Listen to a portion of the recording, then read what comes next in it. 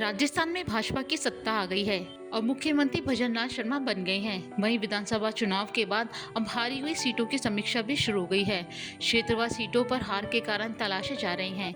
बड़ी बात यह है कि राजनीतिक दल के नेता कई जगहों पर हार के लिए किसी और को नहीं बल्कि अपने ही पदाधिकारियों को जिम्मेदार ठहरा रहे हैं। ऐसा ही कुछ उदयपुर संभाग की राजनीतिक पार्टियों में भी हार की समीक्षा के दौरान देखा गया। मेवाड़ में कांग्रेस, वागड़ में भाजपा और वल्लभनगर विधानसभा में जनता सेना पार्टी ने समीक्षा बैठक की। राजस्थान में भाजपा जीती, लेकिन उदयपुर संभाग के बांसवाड़ा और डूंगरपुर जिले की 9 विधानसभा में उसे बुरी तरह हार का सामना करना पड़ा। यहाँ भाजपा के 9 में से 2 विधायक जीते। बांसवाड़ा में 5 सीटों पर से 1 और डूंगरपुर में 4 सीटों में से 1 ही भाजपा को मिली। भाजपा की समीक्षा बैठक बांसवाड़ा जिले में हुई। इसमें बांसवाड़ा सीट से भाजपा प्रत्याशी रहे धन सिंह रावत और कार्यकर्ताओं और पदाधिकारियों ने मीटिंग के दौरान मंच से भाषण देते समय पार्टी के ही अन्य मंडल के पदाधिकारियों पर हार के आरोप लगा दिए।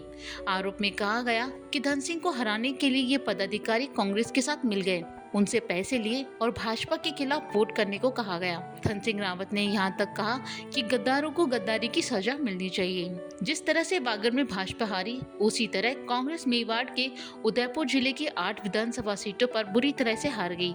यहाँ कांग्रेस 2 ही सीटें जीत सकी।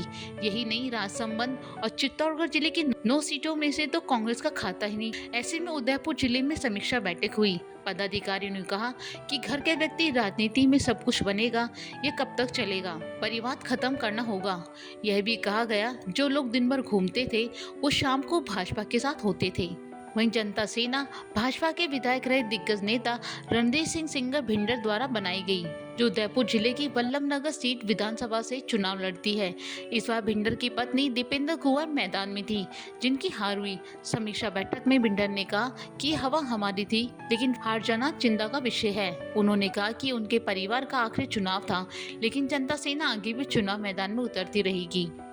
चुनावों में हार मिलने के बाद इस तरह के बयान आम हैं। अब देखने वाली बात होगी कि हारे गए प्रत्याशी अब आगे और क्या आरोप लगाते हैं। लोकवार्ता न्यूज़, जयपुर।